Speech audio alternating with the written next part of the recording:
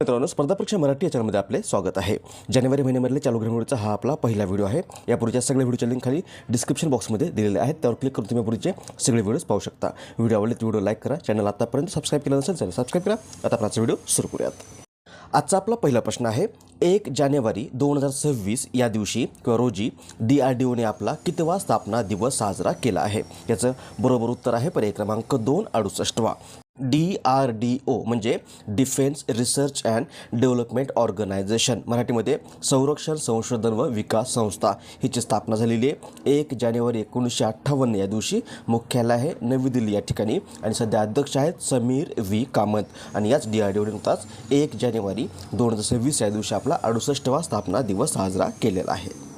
पुढचा प्रश्न, फेब्रुवारी 2026मध्ये कृत्रिम बुद्धिमत्ता इम्पॅक्ट समिट 2026चे आयोजन कोणत्या देशात करण्यात येणार आहे? याचं बरोबर उत्तर आहे पर्याय क्रमांक 1 भारत.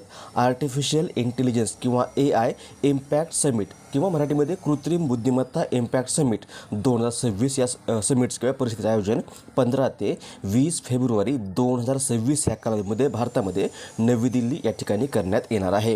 ही समिट सर्वसमावेशक, जबाबदार आणि शाश्वत AI भविष्य घडवण्यासाठी आयोजित केली जाते. तंत्रज्ञान आणि AI स्वीकारण्यातील अंतर भरून काढणं हे या परिषदेचं उद्दिष्ट असून संशोधन आणि तज्ज्ञांसाठी त्याच्यासाठी एक व्यासपीठ म्हणून ही परिषद काम करणार आहे. या परिषदेमध्ये जवळपास 100 देशांचे शासकीय शिष्टमंडळ आणि व्यावसायिक प्रतिनिधी सहभागी होणार आहेत आणि याचं उद्घाटन भारताचे पंतप्रधान नरेंद्र मोदी यांच्या हस्ते केलं जाणार आहे. उत्तर असेल पर्याय क्रमांक 1 भारत. नेक्स्ट, 31 डिसेंबर 2025 या दिवशी भारताने खालीलपैकी कोणत्या राज्यातील समुद्र किनाऱ्यावरून 2 प्रलय क्षेपणास्त्राची यशस्वी चाचणी घेतली आहे? याचं बरोबर उत्तर आहे पर्याय क्रमांक 3 ओडिसा. प्रलय क्षेपणास्त्र हे DRDOने विकसित केलेलं जमिनीवरून जमिनीवर मारा करणारं घन इंधनावर चालणारं कमी पल्ल्याचं अर्ध बॅलिस्टिक क्षेपणास्त्र आहे, जे अचूक मारा करण्यासाठी अत्याधुनिक मार्गदर्शन प्रणाली वापरतं आणि यामध्ये पारंपरिक व अणुबॉम्ब वापरण्याची क्षमता देखील आहे. आणि या प्रलय क्षेपणास्त्राची यशस्वी चाचणी नुकतीच 31 डिसेंबर 2025 या दिवशी ओडिसाच्या किनाऱ्यावरून घेण्यात आलेली आहे. याची भारक्षमता किंवा या प्रलय क्षेपणास्त्राची भारक्षमता आहे 500 ते 1000 किलोग्रॅम आणि मारक क्षमता आहे 150 ते 500 किलोमीटर. उत्तर असेल पर्याय क्रमांक 3 ओडिसा. ओडिसा मॅपमध्ये इथे आहे ओडिसा. राजधानी आहे भुवनेश्वर. राज्यपाल आहेत कंबपती हरिबाबू आणि मुख्यमंत्री किंवा CM आहेत मोहन चरण मांझी. नेक्स्ट, स्मृती मानधना ही 10,000 आंतरराष्ट्रीय धावा पूर्ण करणारी कितवी भारतीय महिला क्रिकेटपटू बनली आहे? याचं बरोबर उत्तर आहे पर्याय क्रमांक 2 दुसरी. भारतीय महिला क्रिकेट संघाची उपकर्णधार स्मृती मानधना मिताली राजनंतर 10,000 आंतरराष्ट्रीय धावा पूर्ण करणारी दुसरी भारतीय महिला बनली आहे.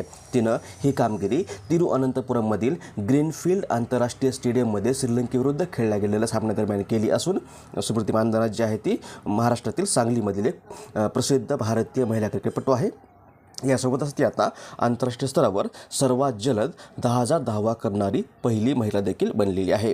ODIमध्ये तिने 10 शतकं केलेली असून ती 10 शतकं करणारी ODIमध्ये 10 करणारी पहिलीच भारतीय महिला क्रिकेटपटू देखील आहे. आता ती आंतरराष्ट्रीय स्तरावर 10,000 धावा पूर्ण करणारी मिताली राजनंतर दुसरी भारतीय महिला क्रिकेटपटू बनलेली आहे. पर्याय क्रमांक 2 दुसरी हे याचं बरोबर उत्तर असेल. पुढचा प्रश्न, खालीलपैकी कोणते राज्य राष्ट्रीय कृत्रिम बुद्धिमत्ता संशोधन संस्था स्थापन करणारे भारतातील पहिले राज्य बनले आहे? याचं बरोबर उत्तर आहे पर्याय क्रमांक 3 गुजरात. राष्ट्रीय कृत्रिम संशोधन संस्था स्थापन करणारं गुजरात हे भारतामधलं पहिलंच राज्य बनलेलं आहे. गुजरातचे मुख्यमंत्री भूपेंद्र पटेल यांच्या नेतृत्वाखालील गुजरात सरकारनं गांधीनगर येथील गिफ्ट सिटी या ठिकाणी Indian artificial intelligence research organisation या संस्थेला मंजुरी दिलेली किंवा संस्थेच्या स्थापनेला मंजुरी दिलेली आहे. आणि ही संस्था 1 जानेवारी 2026 पासून ना नफा या तत्वावर कामकाज सुरू करणार आहे किंवा कामकाज सुरू केलेलं आहे. ही संस्था राज्य सरकार, केंद्र सरकार आणि इंडियन फार्मास्युटिकल अलायन्स यांच्या माध्यमातून सार्वजनिक खाजगी भागीदारीचं मॉडेल अनुसरण करणार आहे. उत्तर असेल पर्याय क्रमांक 3 गुजरात. गुजरात मॅपमध्ये इथे आहे गुजरात. राजधानी आहे गांधीनगर. राज्यपाल आहेत आचार्य देवव्रत आणि मुख्यमंत्री आहेत भूपेंद्र पटेल. नेक्स्ट, खालीलपैकी कोणता दिवस जागतिक कुटुंब दिन म्हणून साजरा करण्यात येतो? याचं बरोबर उत्तर आहे पर्याय क्रमांक 1 जानेवारी. 1 जानेवारी हा दिवस दरवर्षी जगभरात जागतिक कुटुंब दिन किंवा ग्लोबल फॅमिली डे म्हणून साजरा करण्यात येतो. या दिवसाची स्थापना संयुक्त राष्ट्रसंघाने 2001 या वर्षामध्ये केली असून हा दिवस जगभरातील कुटुंबामधील संबंध मजबूत करणे आणि एकतेचा प्रचार करणे यावर लक्ष केंद्रित करण्याच्या उद्देशाने दरवर्षी साजरा करण्यात येतो. पुढचा प्रश्न, खालीलपैकी कोणता दिवस महाराष्ट्र पोलीस दिन म्हणून साजरा करण्यात येतो? याचं बरोबर उत्तर आहे पर्याय क्रमांक 2 जानेवारी. 1961मध्ये 2 जानेवारी याच दिवशी भारताचे तत्कालीन पंतप्रधान पंडित जवाहरलाल नेहरू यांनी महाराष्ट्र पोलीस दलाला पोलीस ध्वज प्रदान केला होता. याच दिनाचा औचित्य साधून दरवर्षी 2 जानेवारी हा दिवस महाराष्ट्रामध्ये पोलीस दिन किंवा महाराष्ट्र पोलीस दिन म्हणून साजरा करण्यात येतो. याचा उद्देश आहे महाराष्ट्र पोलीस दलाची स्थापना आणि योगदानाचा सन्मान करणे. पर्याय क्रमांक 2 जानेवारी हे याचं बरोबर उत्तर असेल. नेक्स्ट, खालीलपैकी कोणाची नुकतीच NIAच्या महासंचालकपदी नियुक्ती करण्यात आली आहे? याचं बरोबर उत्तर आहे पर्याय क्रमांक 2 राकेश अग्रवाल. राकेश अग्रवाल हे 1994 बॅचचे IPS अधिकारी आहेत आणि आता यांची नुकतीच NIA म्हणजे नॅशनल इन्व्हेस्टिगेशन एजन्सी राष्ट्रीय तपास संस्था या संस्थेच्या प्रमुख किंवा महासंचालकपदी पदावर नियुक्त करण्यात आलेलं आहे.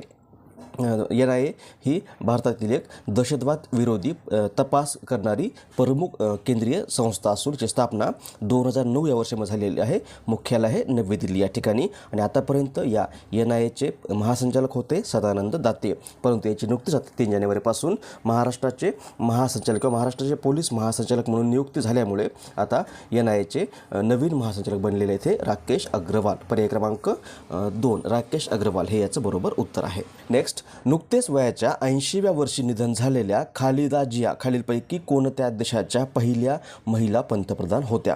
याचं बरोबर उत्तर आहे पर्याय क्रमांक 3 बांगलादेश. या बघा, ह्या होत्या बेगम खालिदा जिया आणि या बांगलादेश या देशाच्या पहिल्या महिला पंतप्रधान होत्या. त्या 1991 ते 96 आणि 2001 ते 2006 दरम्यान बांगलादेशच्या पंतप्रधान राहिलेल्या आहेत आणि यांचं आता नुकतंच वयाच्या 80व्या वर्षी निधन झालेलं आहे. त्यांच्या पक्षाचं नाव होतं, तो नाव आहे बांगलादेश नॅशनलिस्ट पार्टी किंवा BNP. पर्याय क्रमांक 3 बांगलादेश. बांगलादेश मॅपमध्ये इथे आहे बांगलादेश. राजधानी आहे ढाका. सध्या राष्ट्रपती आहेत मोहम्मद शहाबुद्दीन आणि चलन किंवा करन्सी आहे टका. नेक्स्ट, अर्जुन एरिगेसी व कोनेरू हम्पी यांनी फिडे जागतिक रॅपिड बुद्धिबळ चॅम्पियनशिप 2025मध्ये कोणते पदक जिंकले आहे? याचं बरोबर उत्तर आहे पर्याय क्रमांक 2 कांस्य. अर्जुन एरिगेसी आणि कोनेरू हम्पी हे भारताचे ग्रँडमास्टर आहेत किंवा भारताचे बुद्धिबळ खेळाडू आहेत आणि यांना नुकतंच फिडे जागतिक रॅपिड बुद्धिबळ चॅम्पियनशिप 2025मध्ये कांस्य पदकाची कमाई केलेली आहे.